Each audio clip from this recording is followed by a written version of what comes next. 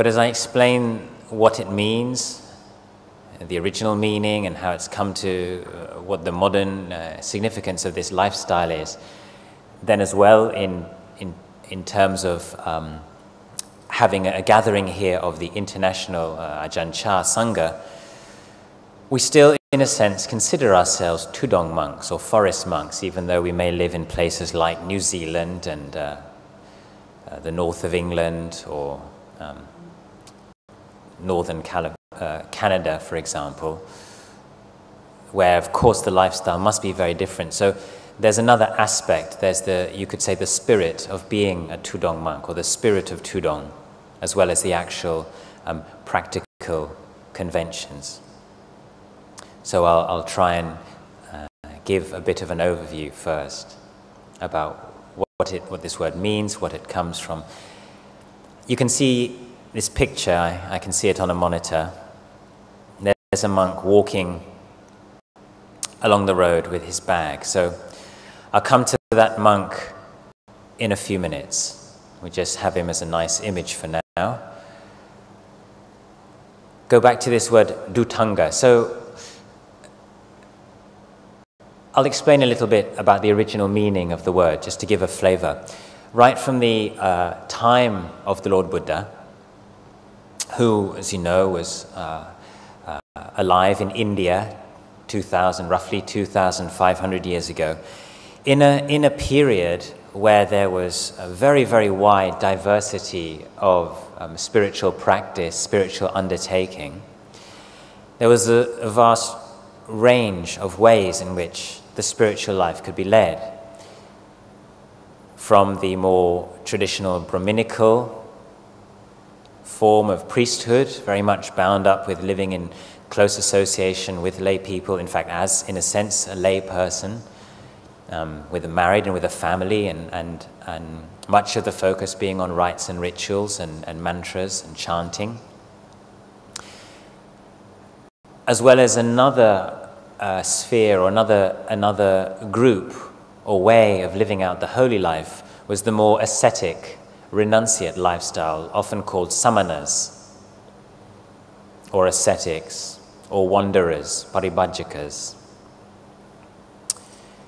And this is the group that the Buddha decided to join when he left the palace for his search for enlightenment. As we know, he rode out from the palace, according to the somewhat legendary version, shaved off his head, and then undertook ascetic practices. This we do find clearly in the scriptures, undertaking a very intense, severe ascetic practices before finally, on the brink of death, through mortification practices, fasting, even preventing the in and out breathing, all kinds of incredible austerities which were common in India at the time amongst the whole wide range of different groups and different schools and different practitioners. The Buddha came upon what he then called the middle way. He sustained his body with nice milk rice gruel, got his strength back, and was able to undertake the practice of meditation. And as we all have know and have studied, realized his awakening under the Bodhi tree, and then taught for 45 years. And as the Sangha unfolded and grew, and the whole monastic lifestyle and culture unfolded, then so too did the Sangha also find itself a very diverse group. Even though the Buddha himself seems to have remained more or less a forest dweller, living in forest monasteries outside of the city, and essentially often even going on retreat. Just like you saw, the monks went off for 3 days, the Buddha would go into seclusion as well for 3 days, 7 days, 2 weeks. And many of the monks who we read about were also forest dwellers, yet nevertheless there were also clearly monks living in the village or city areas. And so even during the Buddha's time, there were two, you could say, groups or two types of ways, generally speaking, that the monastic life could be lived out, devoted more to study and perhaps living in not such a remote area, or the forest monks. And the forest didn't always mean deep in the jungle like you just saw. A forest monastery or a forest dweller is defined as the distance works out to roughly 1 kilometer away from a village, which is kilometers, not very far. But remember, in those days, at the edge of a village basically was the forest or the jungle, just like actually in Malaysia not so long ago. At the edge of the kampong is the forest. So if you imagine you're a kilometer away from the kampong in a forest, it's quite wild, although you're not very far. And certainly before electricity and before roads, once you got there after your daily alms round, you would be entirely alone for the rest of the day and the rest of the night. So it would definitely have been a very, very secluded lifestyle, just to live 1 or 2 or 3 kilometers away from a village. And those forest areas would certainly have had wild animals, for example. So now to come back to this word, tudong, or dhutanga. So these forest monks, one of the things that characterized them, or one way of describing them, was that they undertook what are often called the austere practices or the strict practices of dhutanga, which later give rise to tudong. And so it's an example of how even in the Buddha's dispensation, although we commonly understand that the Buddha had abandoned these very, very strict and very severe self-mortification practices, which were very, very physically painful and physically demanding, yet nevertheless, the Buddha did allow many, many practices which are also quite challenging. And the word dhutanga means literally the shaking off. The understanding or the implication is that these practices help us shake off our defilements or our unwholesome, destructive emotions, or essentially our greed, our craving, our negativities, and our ignorance bound up with conceit and the attachment to a sense of self and wanting things our way and not wanting things another way. So undertaking certain practices where we push a little harder, a bit more than the usual monastic code, the Buddha actually allowed these. So just very briefly, what are these dhutanga practices? The word tudong then comes actually from a certain amount of practices. And the importance or the significance is that it's these practices which are in one sense will define a forest monk and the Ajahn Chah lineage and other forest monasteries in Thailand today, as well as in Sri Lanka and to a certain extent in Burma. So if I can remember them, there are 13 of these practices all in all. And the first 2 are to do with robes. These are the robes we wear. And the first practice which a monk can voluntarily undertake in order to wear away, to push a little bit against the defilements, is to wear only 3 robes and to only possess 3 robes. So you have one robe, it's called your upper robe. You have one here, which is called your lower robe, and a third robe, which is 2 layers, is called your outer robe. And apart from that, not to have any other pieces of clothing. That's the strictest application of this 3-robe practice. Very, very challenging. So it means that all you have are these 3 pieces of cloth to wrap around your body. When you wash, you have to sort of wash one and then the other and then the other.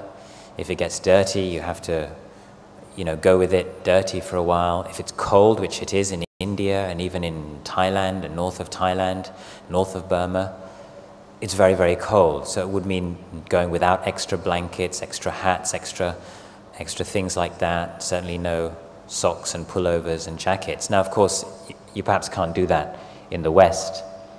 But in Asia, it's still possible, although it's very challenging. And so there were monks in those days, and still today, who undertake this practice. I was talking to one monk recently, and I was just asking him, how do you do it? So he's describing when you wash, how to wash one after another, and how to sleep maybe even sitting up with your robes just wrapped around you, make a little sort of tent with your robes to keep warm. So it's very challenging, but possible, and it's a way that even these days, some monks, very few, are able to keep close to the Buddha's allowance. Robe cloth would have been hard to come by, and so this practice would have been something which was quite challenging, but also perhaps at sometimes necessary. Another dhutanga practice to do with robes is the practice of using what we call bangsakula, or corpse cloth, or refuse rags. So basically these robes were made from sewing many pieces together. We have a pattern, and the robes would have been joined by many different pieces in the rice paddy pattern.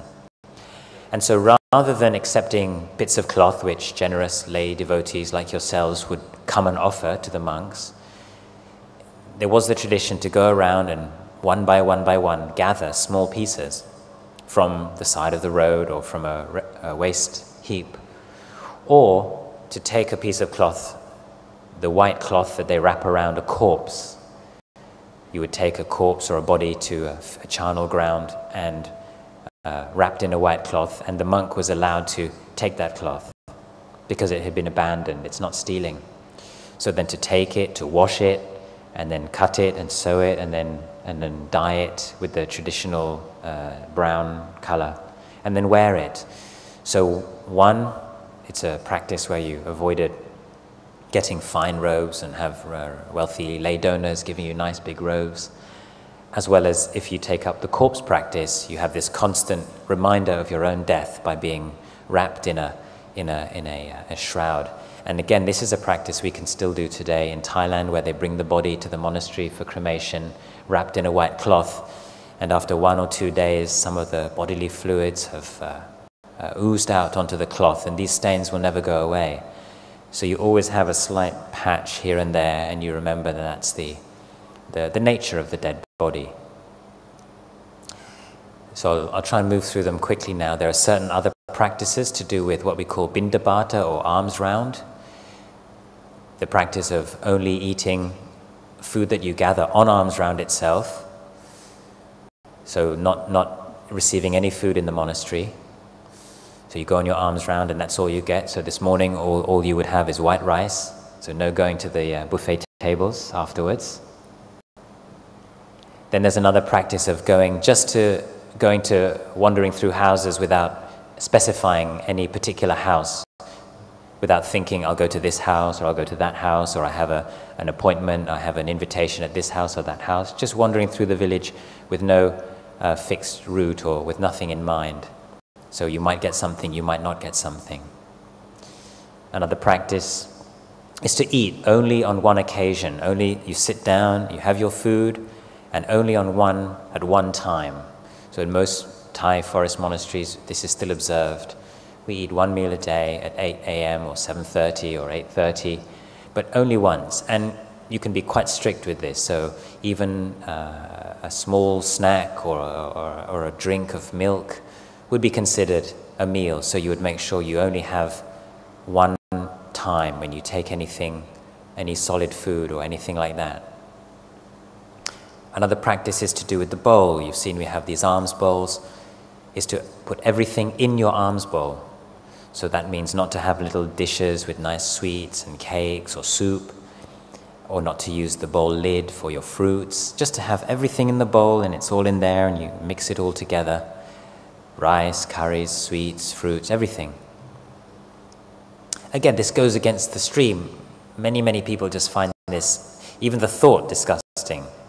I remember my mother for years almost couldn't bear to come to visit me in the monastery because she just couldn't bear to see us putting the food all in the bowl. It was just too much. But you do get used to it in time. But it definitely does help, as you say, wear away the defilements or the attachment to nice tastes, nice smells, and having things the way we want. I think the Buddha knew quite clearly we're quite attached to our food. So he's got lots of rules around food and lots of ascetic practices around food. And the last practice to do with food is not accepting late-come food. So once the blessing has been given and you start your meal, if more food arrives, then not to accept it and have extras. The idea being that you basically accept the right amount for that day, and that's all you're having that day. Not to say, oh, now there's some extra goodies, I'll have a bit more. The idea is you have just the right amount and you make a clear determination.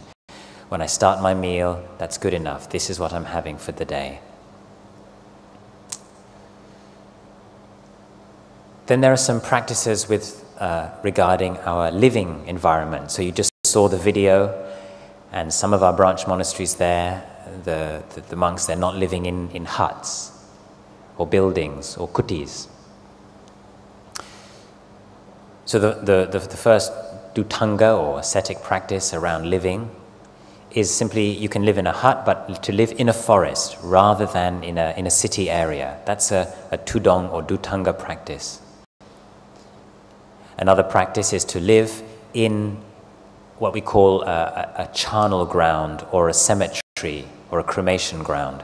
So you're living in a place where dead bodies come to be either just simply thrown away or dumped there to decompose, or buried or burned. Now, living in a place like that, I don't know, it may be that some of you are scared of ghosts, and it definitely is something where you do think about these kind of things. It's quite challenging. And of course, one is always with death, so you know other dead people are living here, I'm living here. The feeling comes up very clearly that death is imminent, death is ever present. So this practice wears away, this dhutanga, shaking off, you shake off your defilements, your attachment to self and life and the idea that we're going to live forever. And just become more and more familiar with death, each in-breath, each out-breath, contemplating death. Then other practices, abbokasa wata means to live in the open air. So that literally means to live just with no shelter at all.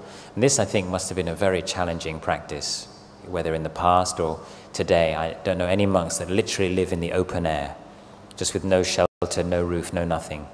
You can, if you want to be a bit soft, put up a sort of canopy, use your robes to make a little tent to give you some shade, but no hut and not even a tree. Another practice, which is a bit the softer version, is to live at the foot or the root of a tree. So I'll come to that later again when we look at some pictures.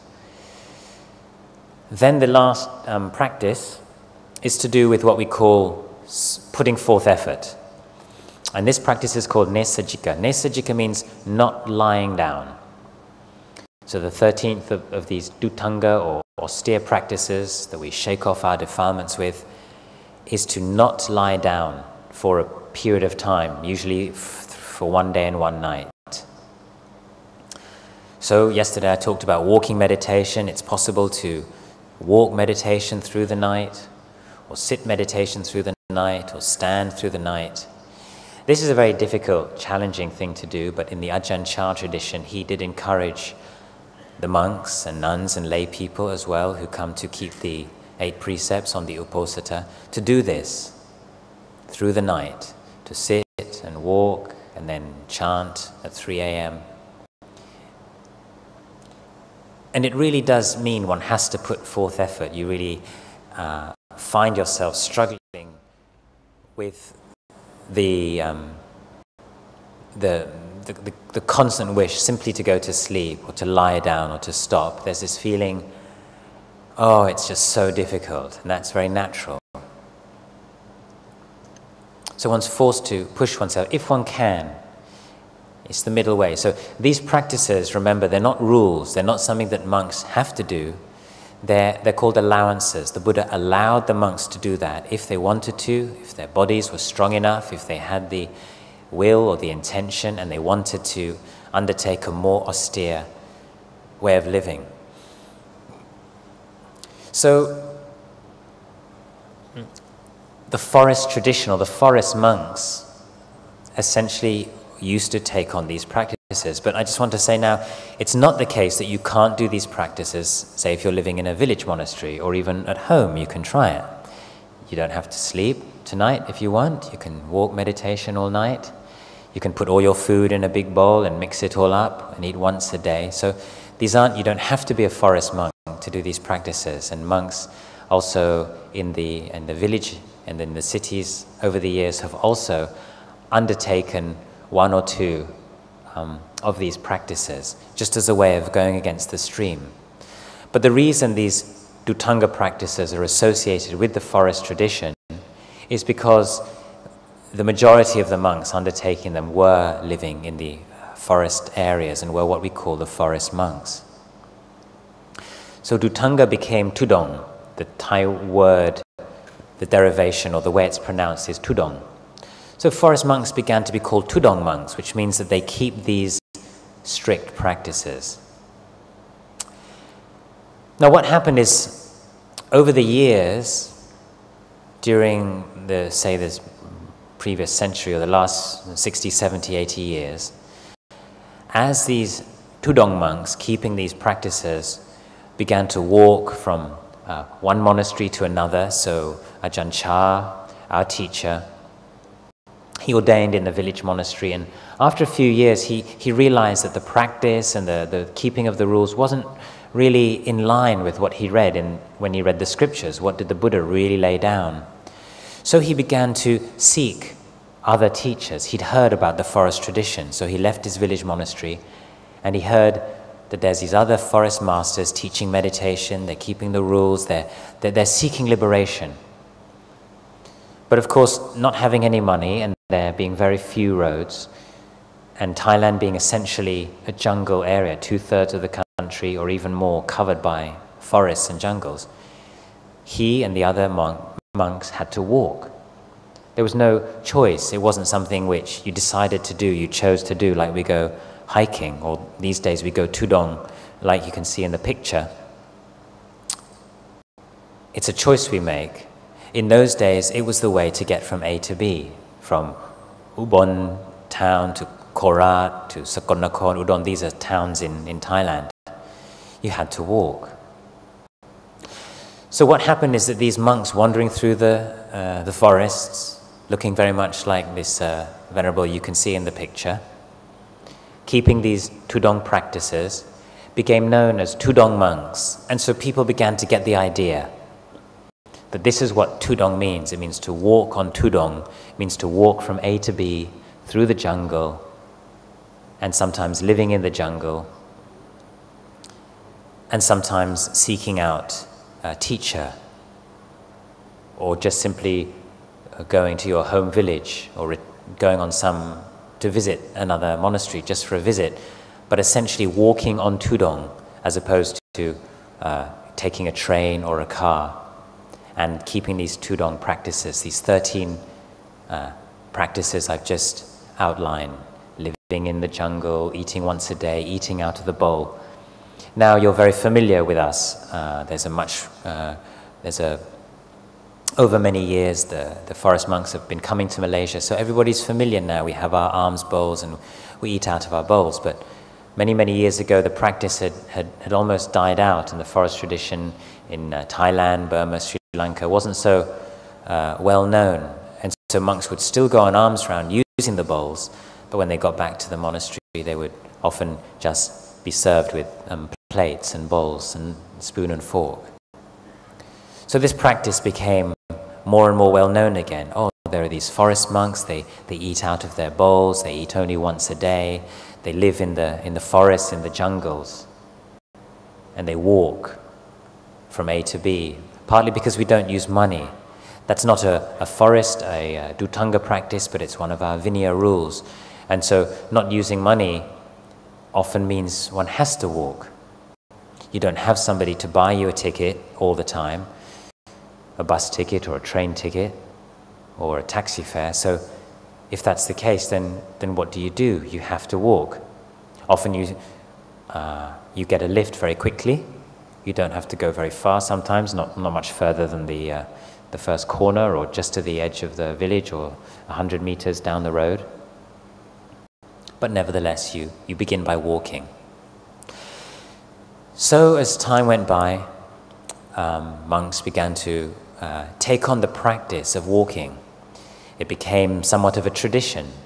Now that we are well sponsored and well supported, yet nevertheless we like to sometimes decide voluntarily to go for a walk. Just like in the film you saw, the monks don't have to go off to the jungle in Kanchanaburi there, but they like to do it because it's so nice, it's so peaceful, and to walk for a few days instead of riding in the jeep or riding in the car. So this first picture, maybe just turn to these. There's a few slides which were chosen by Ajahn Jnana Dhammo. If you look at this first picture here, you see the monk there. He's actually carrying one big bag on his right-hand side. Now that, you can see the big bag, and coming out the bottom is this kind of round circular, looks like a little, almost like a frisbee. It's actually the bowl stand that you see we put our bowls on. So the bowl is inside, that bulge, the round bulge in the bag is the alms bowl. And the alms bowl is very practical. You use it to eat and to go on alms round, but we also use it as a very convenient suitcase. So we put our robes and our requisites and our bits and pieces in the bowl, close it with the lid, and then put that in the bag. And then we can put other things on top of the bowl. And then what you can see sticking out of the bottom is the bowl stand made of wicker or rattan or bamboo. So that's all this monk has. He's not carrying the long umbrella and mosquito net. And he looks a little bit tired, and it looks like you may well imagine that after a long day, you've been walking all day from A to B, and it often happens that you get to the bottom of the end of the path and you think you might be approaching the monastery, and suddenly you see a sort of long climb. So it looks like there's these long shadows, it looks like it's the evening time, and then there's one last climb before getting to the monastery or wherever he's going.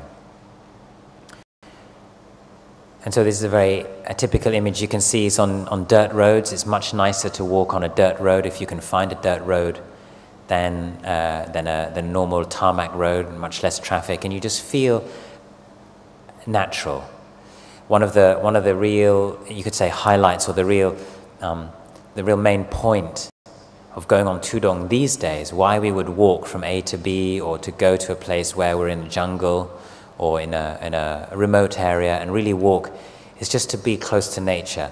And if you have been reading the Ajahn Chah signs, the exhibition, or have read any of his books, or looking at the Ajahn Chah teachings that come up on the screen here throughout the day, so many of them will say, Dhamma is nature, the mind is nature. When you see nature, you see the mind. Understanding nature, you understand the mind. Understanding the nature of the mind. This word, nature, is something which we will have to, as practitioners, keep very close to our hearts. If somebody were to say, what is Dhamma? We could say, Dhamma is nature. And then, of course, that has implications, or you could expand on that. But that's really what it really means. So here, a monk is walking in line with nature, using natural means, left and right foot, simple shoes, no kind of hiking boots or hiking shoes, or just very simple sandals, flip-flop sandals, and carrying everything you need to survive just on one shoulder. So the Buddha talked about the monk being like a bird who travels from A to B, takes only its wings, and leaves no track in the sky. That is the spirit of the tudong monk. So I'll go to the next slide, see what it is. Okay, very beautiful picture there. In a sense, you've just watched the documentary. which has many of these images on it. Unfortunately, we can't. I asked if you could zoom in on this picture. You can't, so I'll try to describe it. There you can see, this is taken, I think, in one of our national parks. And there the monk is by a beautiful, clear stream. And it looks like it's in the hot season, so the stream it's not very high. It's flowing just nice and slow. It's very clean and clear. You can imagine that the stream would get very high, right up to the trees during the rains. But now it's just very beautiful and like a trickle. And there's a monk there sitting on the edge of the rocks. And behind him, the brown is the mosquito net, just like you saw in the documentary, put up with using the umbrella. Then you can't see really on the picture, but from the right to the left of the screen, there's a line, there's a string. So all of us, we carry a string with us to put up. We use it as a clothesline, as a means of hanging up our mosquito net, and we can use it to fix things, and you can fix your sandals when they break using your string, or you can even climb up a difficult place if you need to using your string. So he's got a string across the river, and then behind where his mosquito net is hanging up, and then it goes all the way behind him. Behind and to the right, you can see two robes hanging up. So that's the robe hanging line. One thing's very important when you're living in the jungle, it's very damp, is you have to keep your robes dry, or at least try to dry them once a day. Otherwise, it's very easy for them to get moldy and mildewy and begin to deteriorate and smelly. So it's very important when you have your place, if you have a nice line, put up your robes every day to give them an airing in the sun, and take them in before the evening, where they'll get damp with the dew. So during the day you can sit outside like that. There's often not many mosquitoes. It's surprising how in the jungle there's not often so many mosquitoes during the day. So it's possible to sit outside. There are often other insects, but that can be a practice in itself, sitting and just experiencing what's it like to be bitten here and there. Not so bad. Sometimes little ants coming to investigate you, and just to basically to let go, not worry, because you just can't keep all the ants away, you can't keep the insects away. But after 4, after 5, around 6 p.m., it is really quite difficult to sit out, and there is malaria in jungle areas and in the forest. There was in the time of Ajahn Chah. He had malaria many, many times, as did almost all the monks in those days, and still today when you go and live in the jungle, in the Dhammam, the monastery you just saw in the documentary, and this area here, you can get malaria. The best way to prevent that is by making sure you are under your mosquito net tent at dawn and at dusk. Or if you're outside, then to be walking back and forth quickly. So this monk there is practicing what we call dwelling at the root of a tree. So that's one dhutanga practice. And he's also living in a forest area, so that's 2. He probably eats only once a day, so that's 3. He probably eats only in his bowl, that's 4 of these practices. And if he wants to, he can not lie down for a day and a night. So this is how a tudong monk is also, you have the flexibility, how many or how few of these dhutanga practices you want to keep. It's obviously not a cemetery, so you can't practice that particular practice there. And he's got his mosquito net umbrella, so he's not living completely in the open. It's got a little bit of shelter. But there's no monastery, so you're definitely living on alms round there. You have to go down and find some village nearby and get your food and come back.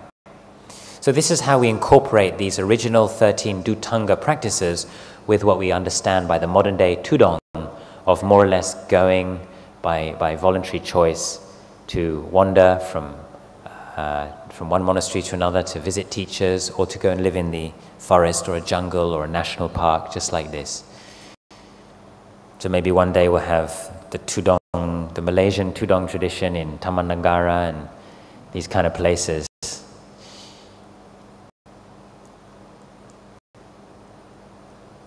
Okay, so this slide is taken in one of our hermitages, which is situated in a national park.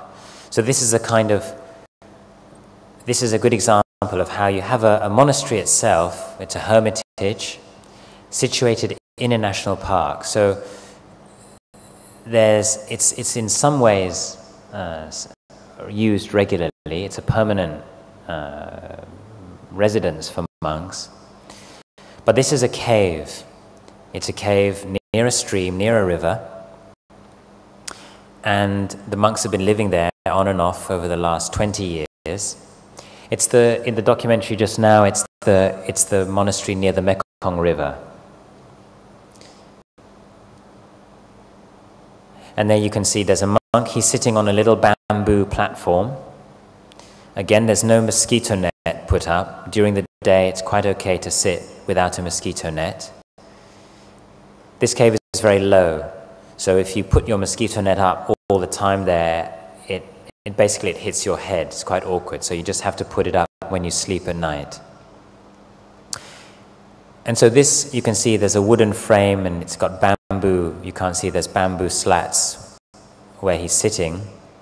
And that would last many years. If that cave doesn't get damp and actually get flooded or wet inside, a wooden framed platform with the bamboo slats on top would last easily 5-10 years.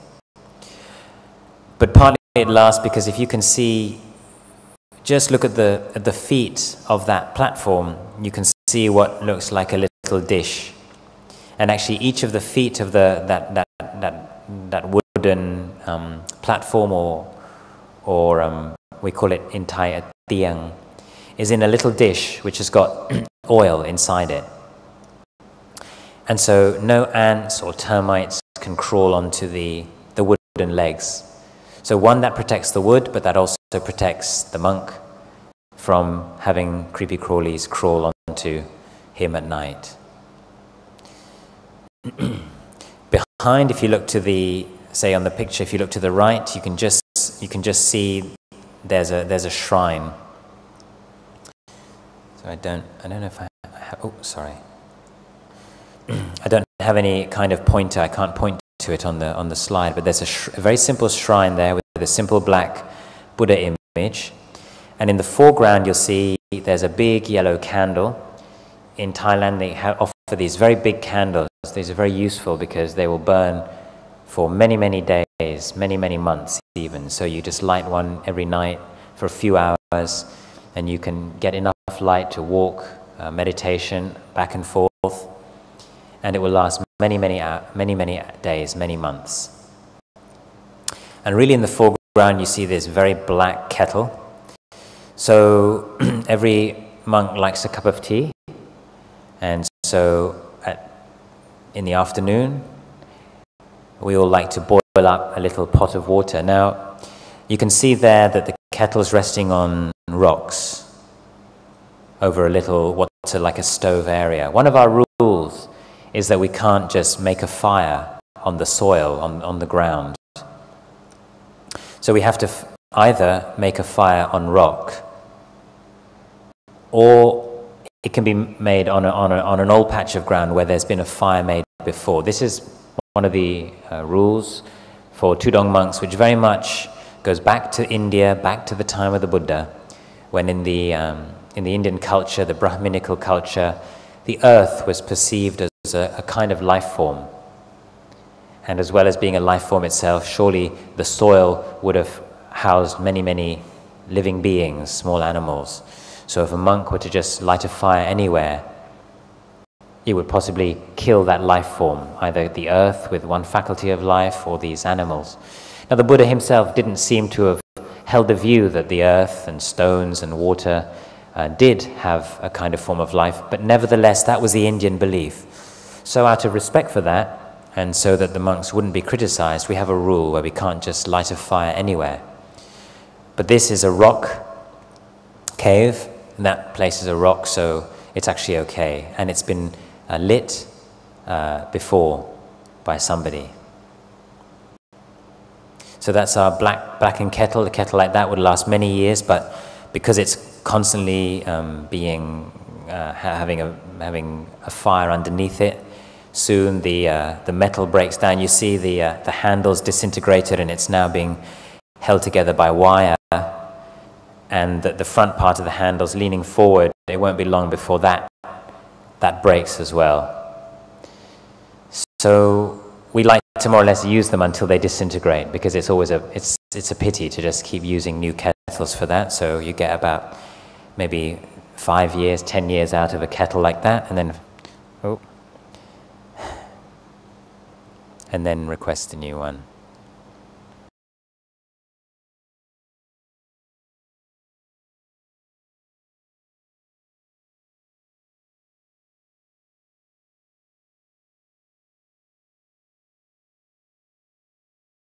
So, I'm very happy to share a bit about that. We don't have any more slides, but you get the idea.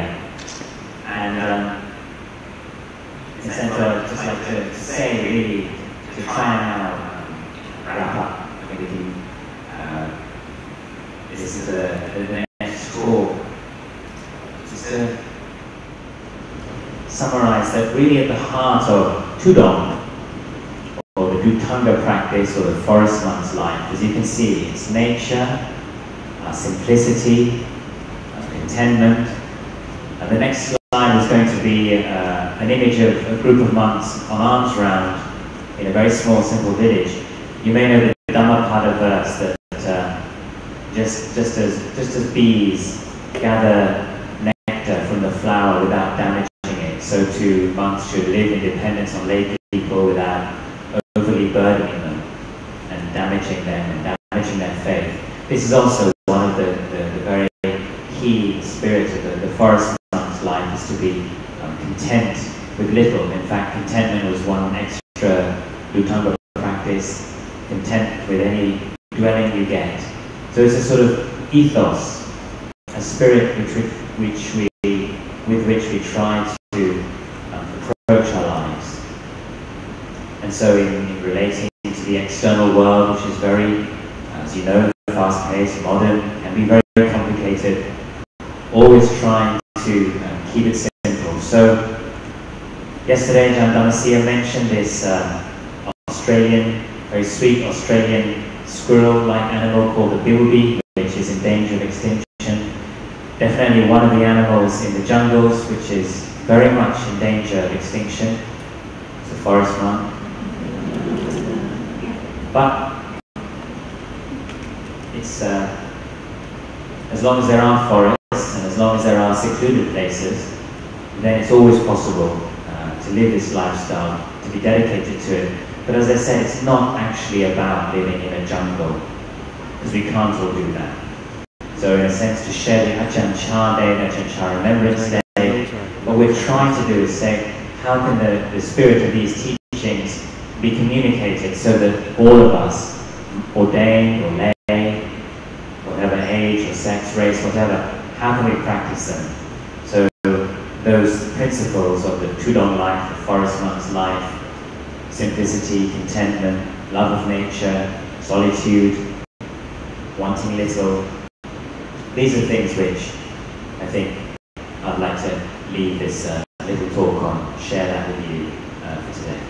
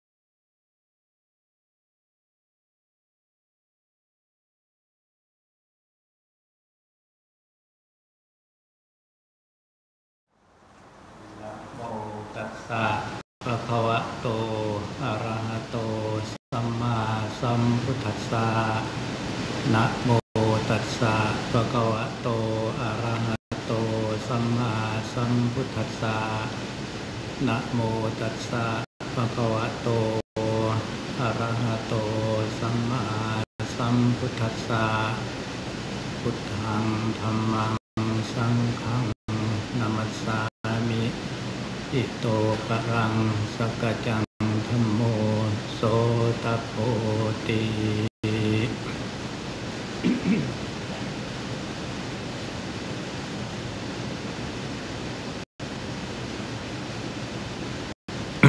ผมขอโอกาส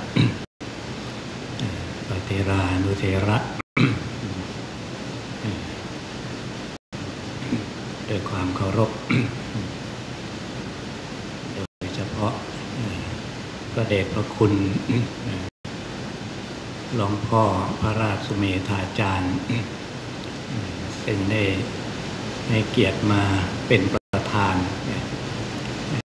ในงานอาจารยบูชาในวันนี้ซึ่งวันนี้ก็ขอความแสดงความดีใจและปลื้มใจกับศรัทธาสาธุชนญาติโยมทุกท่านที่อยู่มาเลเซียแห่งนี้นับว่าเป็นครั้งแรกถือว่าเป็นเกียรติอย่างหนึ่งซึ่งอาตมาได้มาเป็นตัวแทนส่วนหนึ่งของสาขาวัดหนองป่าพงก็รู้สึกปลื้มใจกับญาติโยมที่ได้มาร่วมกันจัดงานหรือให้ความสนใจต่อธรรมะจริงๆแล้วเมื่อครั้งที่แล้วเมื่อ2 ปีก่อนไม่ได้มาร่วมแต่ว่าได้รับซีดีที่ถ่ายทำเมื่อ2 ปีที่แล้วที่คุณโยมเซียนได้ฝากไปให้ ก็ได้ดูจนจบ ก็ค่อนข้างยาวอยู่แต่ก็ดูแล้วก็ปลื้มใจแม้ว่าภาษา จะเข้าใจบ้างไม่เข้าใจบ้าง แต่ก็จับใจความได้ว่าท่านพูดเรื่องอะไร อย่างหลวงพ่อสุเมธาจารย์ท่านเล่าเรื่องตั้งแต่สมัยที่อยู่กับหลวงปู่ชาหรือหลวงพ่อชาเนี่ยท่านเล่าอย่างมีความสุขอาตมาฟังดูก็มีความสุขตามท่านไปด้วยแม้ว่าท่านจะเล่าเรื่องสมัยที่ท่านมีแต่ความทุกข์แต่ในขณะที่เล่าท่านก็มีความสุขนั่นคือเป็นบรรยากาศที่ผ่านมาในสมัยก่อนๆของวัดหนองป่าพง So I extend my sincere respects to the Theras, the elders, bhikkhu sangha gathered here today, and ask for this opportunity to speak, especially to take leave and ask permission from Luong Por Sumeto, Praraja Sumeto Ajahn, who has honored us by being the senior monk presiding over this day of honoring our teacher here. I'd like to express my sincere appreciation and happiness, delight even, with all the lay people that I've been meeting here in Malaysia on this occasion. It's an honor for me to be invited here as a representative of the Thai branch monasteries of the Wat Papong tradition, and I'm just so pleased to see so many people interested in listening to the Dhamma. In fact, 2 years ago on the first Ajahn Chah Remembrance Day, I wasn't here, but I did get the box set DVD compilation of the event sent to me from Sian, and I watched the whole thing, and it was pretty long, but I liked it. Even though I didn't really understand or fully understand what was being said, I got the gist or the spirit. For example, I understood when Luong Por Sumedho was giving his talk, he talked about the great happiness that living with Luong Por Chah brought him, and just listening to him and seeing his happiness brought me so much happiness and reminded me of those times. Even though actually what he was talking about was all the suffering we went through in those days. It was all suffering leading to happiness. And so that was nice to hear about being reminded of the old atmosphere of Wat Pah Pong in those days. เป็นบรรยากาศในสมัยที่หลวงปู่ชาท่านยังอยู่เนี่ยแล้วหลวงพ่อสุเมโธท่านก็เล่าอาตมาก็ฟังหลายครั้ง ชอบฟังท่านเล่าเหมือนกันเพราะว่าเป็นชาวต่างประเทศองค์แรก ที่ได้ไปอยู่กับหลวงปู่ชา ท่านเล่าถึงความลำบาก ทั้งความเป็นอยู่ทั้งภาษาทั้งอาหารการขบฉัน ให้ความลำบาก กุฏิก็หลังเล็กๆองค์ท่านก็ตัวใหญ่ๆสูงๆเวลาเข้าไปกุฏิท่านเล่าท่านก็หัวเราะสงสัยจะชนอยู่บ่อยเพราะว่าสูงใช่ไหมกุฏิน้องกระพงแต่ก่อนเล็กๆเข้าไปก็ต้องก้มออกมาก็ต้องก้มนั่นคือ ความลำบากในส่วนหนึ่งภายนอกแล้วอีกอย่างท่านบอกว่า ภาษาก็ฟังไม่รู้เรื่อง เวลาอยู่กับพระไทยเนี่ยเกิดความระแวง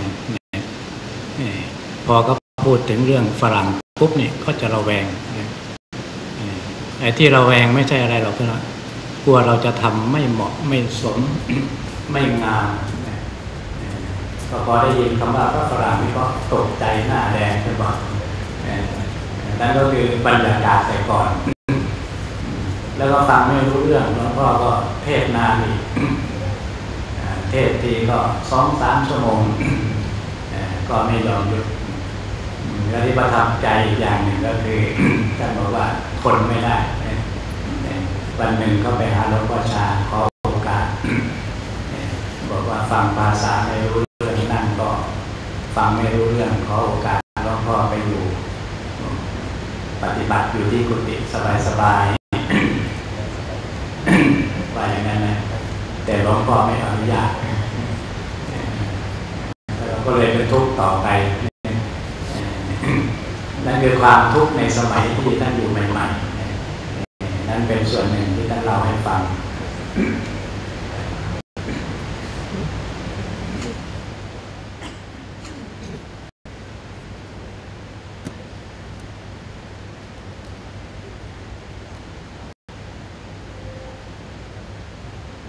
So he was, Luong Por Sumedho last time around was talking about the atmosphere and the feeling at Wat Pah Pong with Ajahn Chah, Luong Por Chah still around.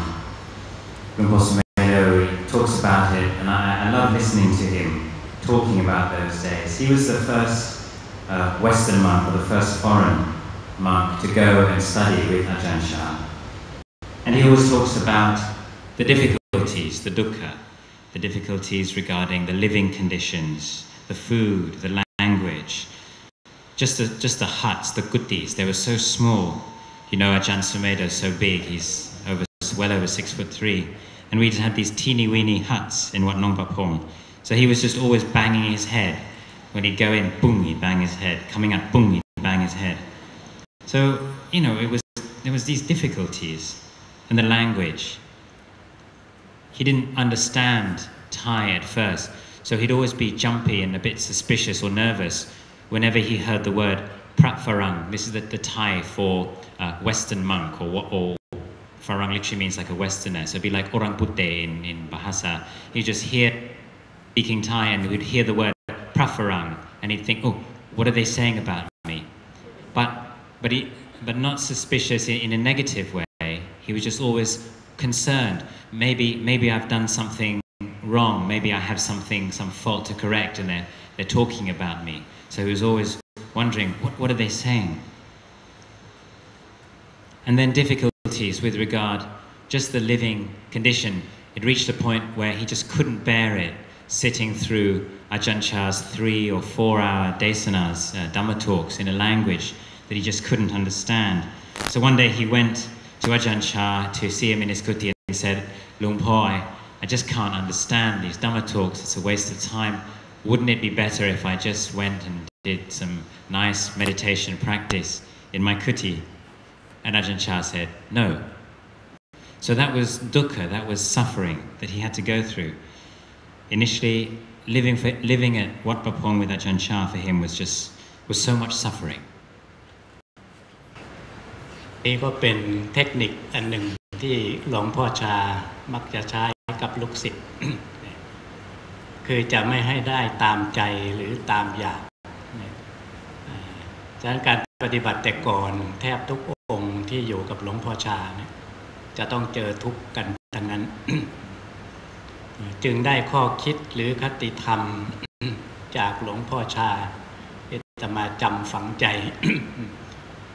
นั่นก็คือท่านบอกว่า ทุกข์อยู่ที่ไหนสุขก็อยู่ที่นั่น สุขอยู่ที่ไหนทุกข์ก็อยู่ที่นั่นนี่เป็นคติที่สอนให้เราฉลาดให้เรามีปัญญา ความทุกข์มันสร้างคน ความสุขมันทำลายคนท่านองค์คงเอาคติอันนี้มาสอนลูกศิษย์ลูกหา จึงเรียกว่าท่านใช้ทั้งพระเดชและพระคุณ บางครั้งกิเลสมันมากท่านก็ใช้พระเดช บางครั้ง แรงไปก็ทำให้เสียกำลังใจท่านก็ใช้พระคุณ นั่นคือความสมบูรณ์ในคำสอนที่หลวงพ่อชาท่านมีต่อลูกศิษย์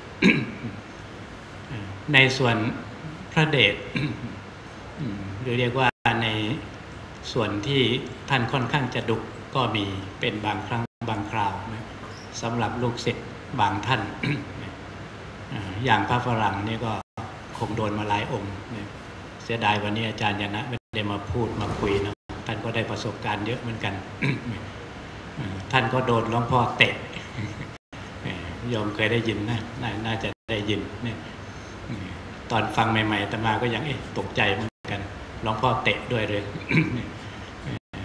โดนเตะเพราะอะไรใจมันฟูมากเกินไปหรือว่ามันหดหู่มากเกินไป ก็เลยต้องสอนแบบเจ็บๆท่านก็เลยต้องถีบเอา นั่นก็ท่านรู้อุปนิสัย